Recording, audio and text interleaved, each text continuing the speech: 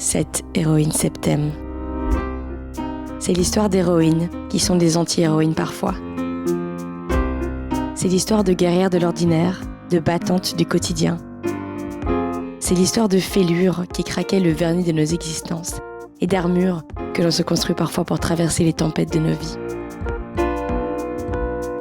7 femmes exceptionnelles ont accepté de fendre leur armure pour raconter ces fêlures, ces batailles qui ont chahuté leur vie ou bouleversent leur cœur aujourd'hui. Cette histoire, c'est l'histoire de toutes les femmes. Inès Lenarduzzi a 33 ans et c'est une héroïne septem. Elle est la directrice générale de Digital for the Planet, une ONG qui vise à diminuer l'impact environnemental et sociétal du numérique. Elle est la fondatrice de Préserve, une plateforme de masterclass en ligne dédiée au bien-être et au développement personnel. C'est elle qui dévoile sa fêlure aujourd'hui.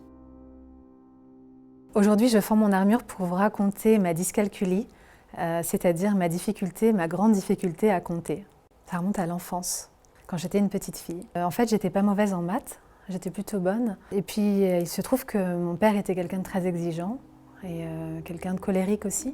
Et il s'est trouvé qu'un soir, lors de révision de table de multiplication, il a exigé de me faire réviser.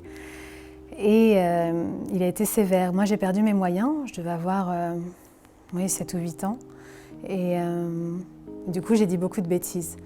Et du coup, il a été violent à cette occasion-là, très violent. Et j'ai reçu des coups à chaque fois que je disais les mauvaises réponses. Cet épisode de violence, parce que je n'avais pas les bonnes réponses, a, je pense, déclenché chez moi l'incapacité ensuite de me sentir à l'aise avec les mathématiques. Et ça arrive même à des gens très bien qui n'ont pas eu d'événements traumatisants dans leur vie. Moi, ça s'est traduit avec quelque chose de très lourd, c'est-à-dire que le simple calcul mental était compliqué.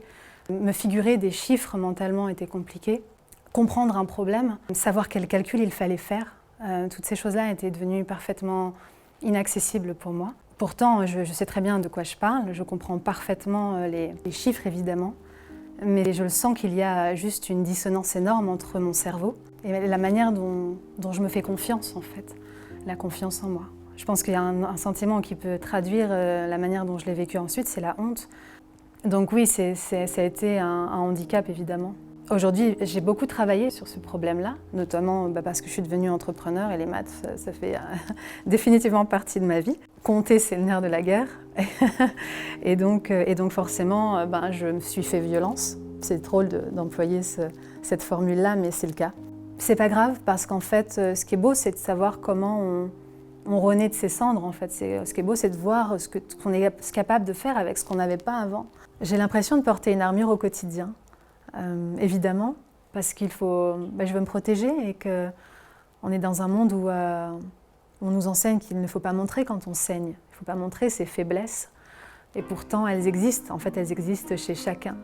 Un jour, il y a quelqu'un qui m'a dit « Contrairement à toi, je sais parfaitement dissimuler mes émotions. » Et je lui ai répondu « Mais contrairement à toi, je sais parfaitement soigner et comprendre mes émotions. » Parler de ma dyscalculie, c'est important aujourd'hui parce que plus j'en parle et plus je l'accepte, plus elle disparaît finalement.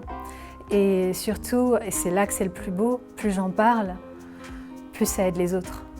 Et c'est beau de vivre des moments de vie qui parfois sont douloureux et qui un jour vont être quelque chose d'apaisant pour les autres. Donc c'est assez beau et je suis contente au final que ça se passe comme ça.